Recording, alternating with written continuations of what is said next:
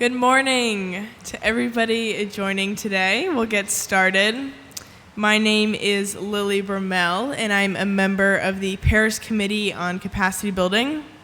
So I'd like to welcome you today to the Capacity Building Hub on Building Capacities with Action for Climate Empowerment, or in short, ACE. During the next hours, multiple climate action stakeholders will share their experiences, knowledge, and capacity building efforts on climate adaptation, resilience, and migration with us. We will hear many examples of youth empowerment as a central part of ACE, and also examples of gender equality, climate adaptation, partnership establishment, and energy transition in ACE. As the youngest member of the PCCB, I'm particularly interested in today's session. But before we dive into the objective of ACE, I'd like to shortly introduce you to the PCCB. Established 7 years ago at COP21, the PCCB follows its mission to identify capacity gaps and needs and potential solutions, including enhancing the coherence and coordination of capacity building efforts related to climate change. To support the PCCB's mission, the committee launched the PCCB Network in 2020 as a voluntary association of interested stakeholders engaged in climate-related capacity building. For more information, you can scan the QR codes on the banners in the back. The PCCB regularly mobilizes the expertise of its network members through interactive and collaborative activities like this, the fourth Capacity Building Hub here today at COP27. The Capacity Building Hub is a space for sharing experiences, solutions, and ideas that can enable greater climate action. The Hub is a wonderful example of climate stakeholders working together across sectors and regions for higher ambition and greater action.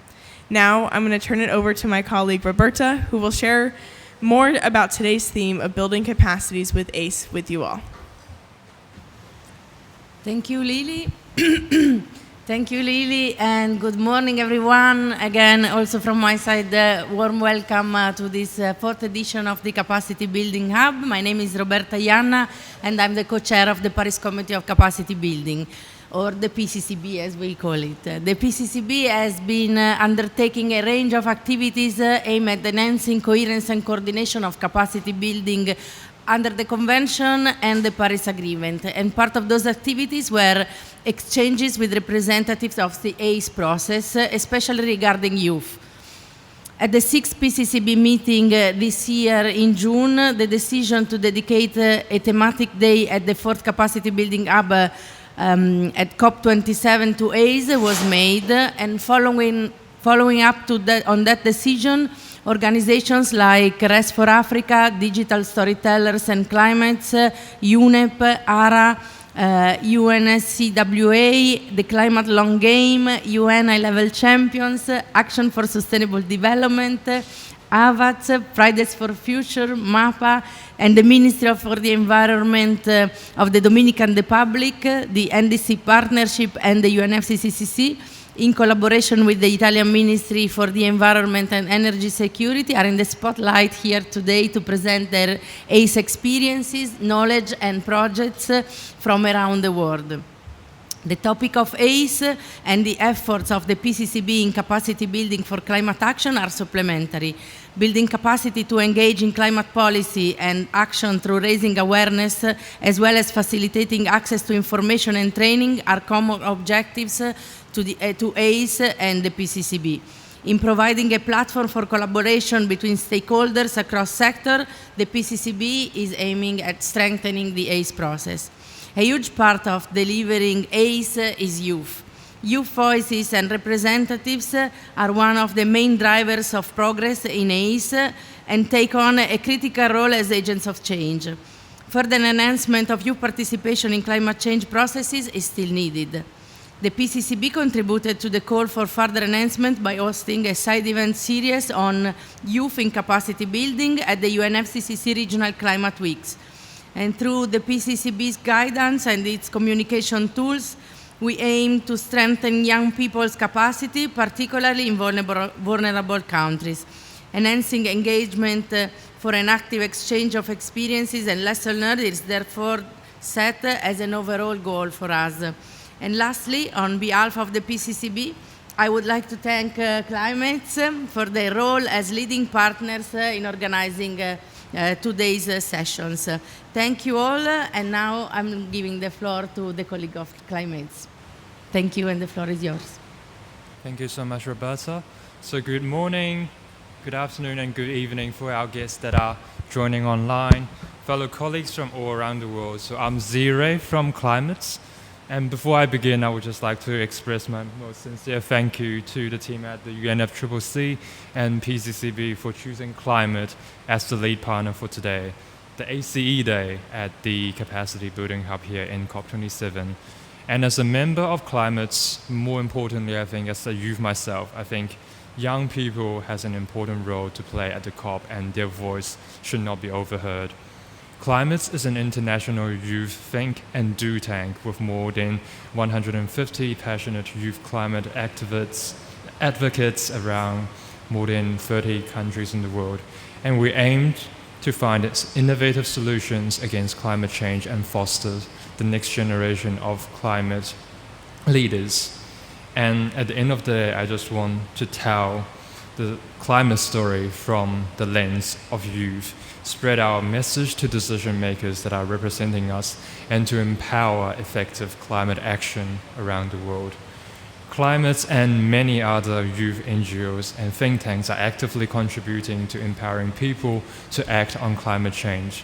So the ACE is really something that I can really connect to. And once again, I just want to say a big thank you to the UNFCCC and PCCB for selecting Climates, but also for selecting youth as the lead partner for today. And I think collaboration is the key towards solving climate change problems, and we cannot be sitting in silos. We need to be open to new ideas and prepared to contribute to the dialogue for solving this global problem.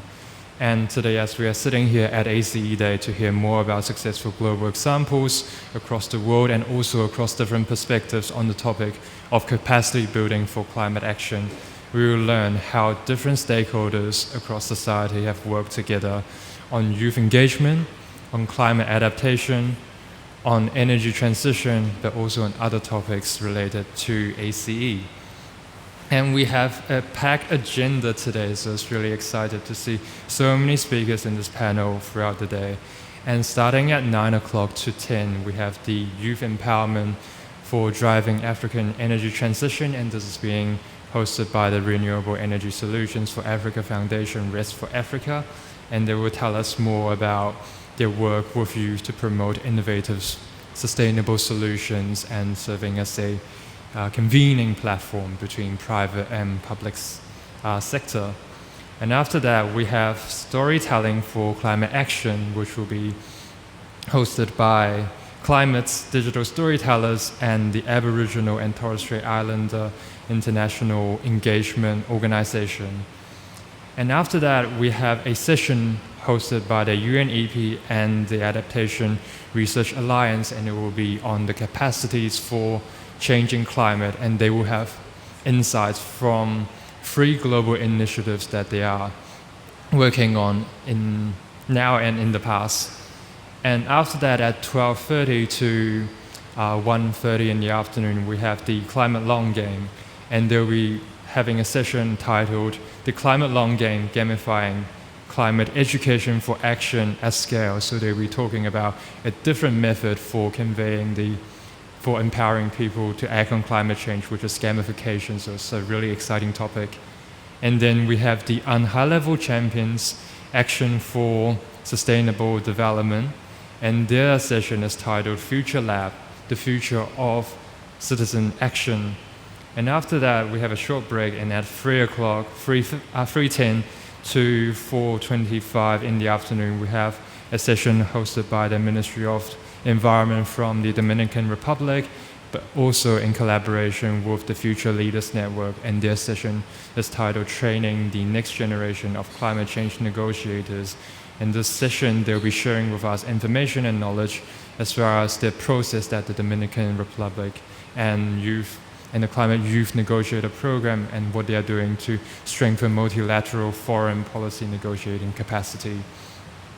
And then with the second to last session of the day, UNFCCC, and it's being titled Youth for Capacity, Once Upon a Time, Capacity Building Stories for Climate Action.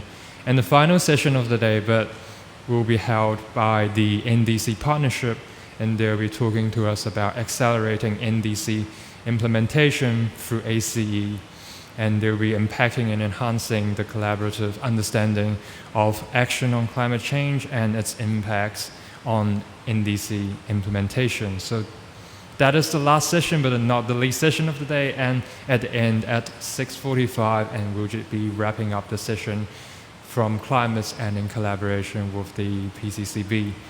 And just a reminder to all the organizers of today, after each session, it will be really good if you can submit your notes to the PCCB team and to us, and in order we will have a wrap-up report so we can present that for everyone who couldn't be in stage today. So thank you so much.